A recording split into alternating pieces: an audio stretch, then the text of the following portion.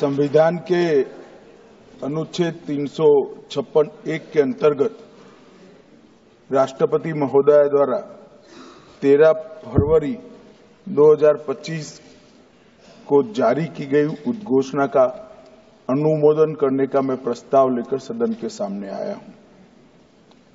मान्यवर, हम सब जानते हैं कि हाईकोर्ट के एक फैसले के कारण मणिपुर में दो समुदायों के बीच में आरक्षण संबंधी विवाद के कारण एक जातीय हिंसा का उद्भव हुआ।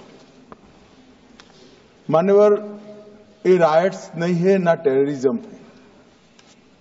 ये हाईकोर्ट के एक फैसले के इंटरप्रिटेशन के कारण दो समुदायों के बीच में जातीय हिंसा हुई। सभी सदस्यों ने इस पर काफी चिंता व्यक्त की है मान्यवर, और उन्होंने कहा कि भाई तुरंत शांति हो, पुनर्वास के लिए तुरंत प्रयास किए जाएं,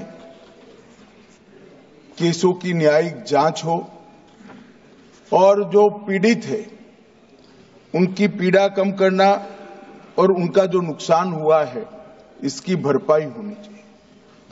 मान्यवर, दिसंबर, जनवरी, फरवरी और मार्च 4 महीने से वहां पर हिंसा नहीं है, और जहां तक कैंपों का सवाल है, पहले से ही इसके अंदर खाने पीने की व्यवस्थाएं, दवाइयां, मेडिकल सुविधाएं, ये सब सुनिश्चित कर लिया गया है।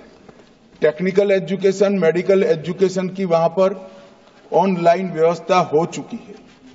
प्राइमरी एजुकेशन के लिए कैंपों के लिए अंदर ही वहां पर वर्ग लगाए गए हैं, जहां इनकी पढ़ने की सुविधा करने का प्रयास किया गया।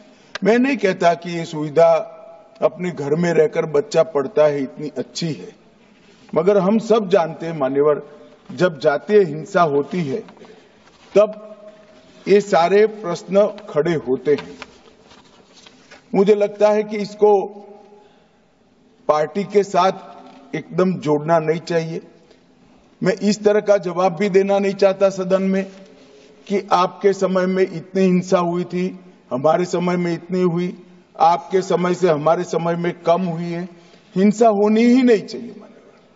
इसमें इन प्रिंसिपल किसी की इस सदन में असहमति नहीं है, परंतु पिक्चर इसी तरह से खड़ा करने का प्रयास किया कि भाई भाजपा के शासन में ही जातीय हिंसा हुई है।